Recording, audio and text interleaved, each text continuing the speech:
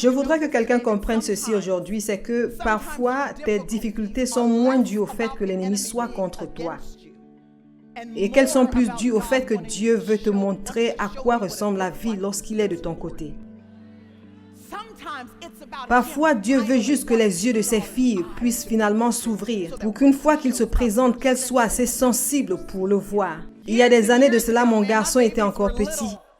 Je m'en souviens parce que j'avais voyagé, je m'étais rendue à Memphis à une certaine occasion. Je m'en souviens aussi parce que j'étais tellement épuisée, j'étais tellement fatiguée. Mes enfants étaient encore tout petits à l'époque et j'ai dû effectuer ce voyage. Et j'ai voyagé tout seul, je suis allée à Memphis. Je me souviens à quel point j'étais émue lorsqu'une dame m'a prise à l'aéroport. Elle était membre de l'église où j'allais rendre ministère. Elle m'a prise à l'aéroport et m'a amenée à l'hôtel. C'était encore les premières heures de la soirée et j'étais tellement heureuse. Quelqu'un a-t-il déjà été heureux d'aller au lit à 20 heures. J'étais impatiente. Je me suis couchée au lit et je m'apprêtais à avoir une bonne nuit de sommeil.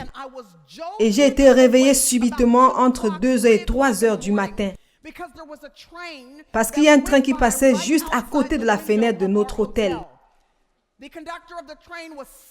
Le conducteur du train était assis sur le klaxon pendant que ce long train passait juste à côté de l'hôtel où je dormais. Je me suis levée du lit toute alarmée à cause du bruit. Je suis allée regarder à travers la fenêtre et j'ai vu qu'il y avait des voies ferrées juste là et qu'il s'agissait d'un de ces longs trains avec beaucoup de voitures. Et il a fallu du temps pour que le train puisse finalement passer et s'arrêter.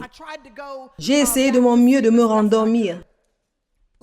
La dame est venue me prendre ce matin-là parce que la conférence devait commencer très tôt le matin.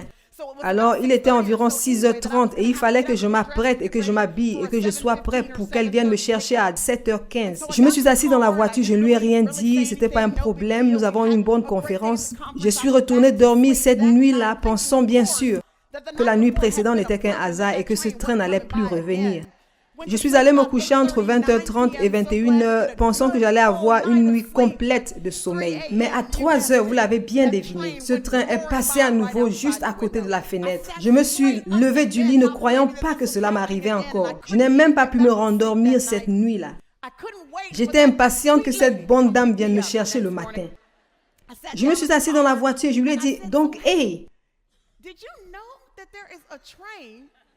Saviez-vous qu'il y a un train qui passe juste à 3 heures, du moins les 2 derniers matins depuis que je suis ici, et que ce train passait juste au milieu de la nuit me réveillant de mon sommeil. Elle avait l'air complètement affolée, son visage rempli de regrets, et elle a dit, « Je suis désolée. Je n'ai même pas pensé au fait que ce train passe parce que nous autres qui vivons dans cette communauté, nous sommes tellement habitués au bruit du train que nous n'y faisons même pas attention lorsqu'il passe. » Il m'est venu à l'esprit que nous autres qui vivons particulièrement dans cette partie ouest du monde, où la présence de Dieu nous a été si abondamment donnée, où à chaque bout de chemin nous voyons une église avec un pasteur qui prêche la bonne nouvelle de Jésus, où nous pouvons nous connecter à différentes chaînes de radio chrétiennes, où nous rentrons dans des librairies chrétiennes dans les villes où nous vivons en tant que femmes de nos jours et de cet âge et de cette génération. Alors que de toute l'histoire de l'humanité, il n'y a jamais eu autant de ressources d'études bibliques par les femmes et pour les femmes. Se trouverait-il que nous soyons tellement habitués aux bénédictions et à la présence de Dieu, au point où lorsque le train de la gloire de Dieu arrive, lorsque la présence de Dieu arrive, la présence de Dieu arrive parmi nous, nous ne la reconnaissons même plus. Et Dieu nous a tellement bénis que nous sommes devenus trop bénis pour notre propre bien. Au point où nous ne voyons même plus les empreintes de Dieu sur nos vies, qu'il n'y a jamais eu aucun soupçon de déception ou de découragement ou de frustration ou d'irritation dans nos vies. Nous sommes tellement devenus aveuglés que même lorsque les choses sont obscures, nous pouvons toujours trouver la lumière de la présence de Dieu. Si seulement nous pouvons ouvrir nos yeux, puissions-nous ne jamais devenir insensibles à la présence de Dieu. Et si vous avez vos Bibles, je voudrais que vous lisiez ce passage avec moi. Je vais la lire pour vous. Je vais juste lire pour vous ce que je vais vous faire voir aujourd'hui. Si vous utilisez la Bible en papier comme je le fais, mais vous pouvez également utiliser votre iPhone, votre iPad, et quelques moyens que ce soit. Il y a un groupe de personnes qui vont être dans la présence de Dieu et qui ne vont même pas la reconnaître.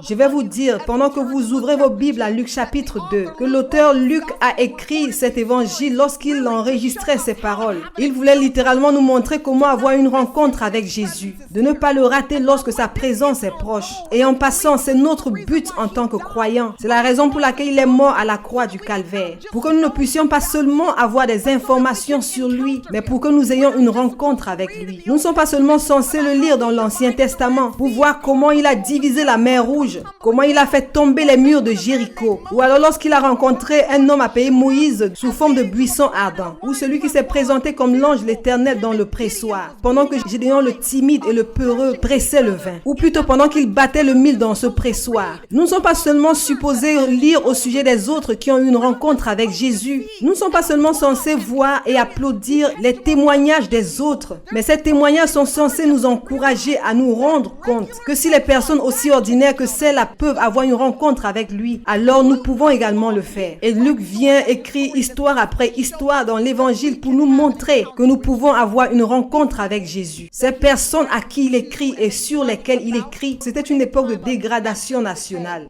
Il y avait du chaos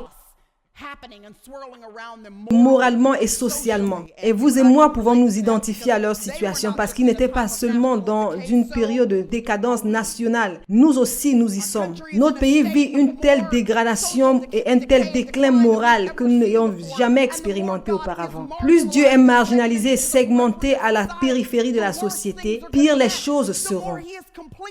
Plus il sera ignoré et négligé, plus nous aurons une abondance de chaos et de destruction. Mais aujourd'hui, je ne veux pas que tu te soucies de la Maison Blanche, mais je veux entrer dans ta maison.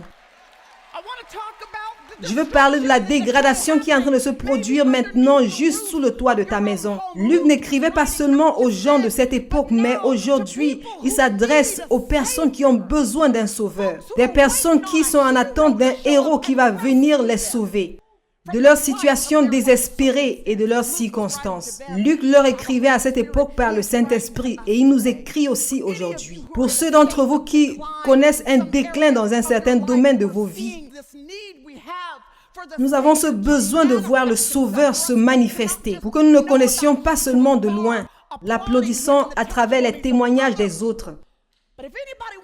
Mais si quelqu'un veut l'expérimenter lui-même, alors Luc s'adresse à toi. Et je voudrais que quelqu'un sache quelque chose aujourd'hui, c'est que parfois tes difficultés sont moins dues au fait que l'ennemi soit contre toi. Ces difficultés sont plus dues au fait que Dieu veut te montrer ce à quoi ressemble la vie lorsqu'il est de ton côté. Parfois, Dieu veut finalement que les yeux de ses filles s'ouvrent pour qu'une fois qu'il se présente, qu'elles soient assez sensibles pour le voir.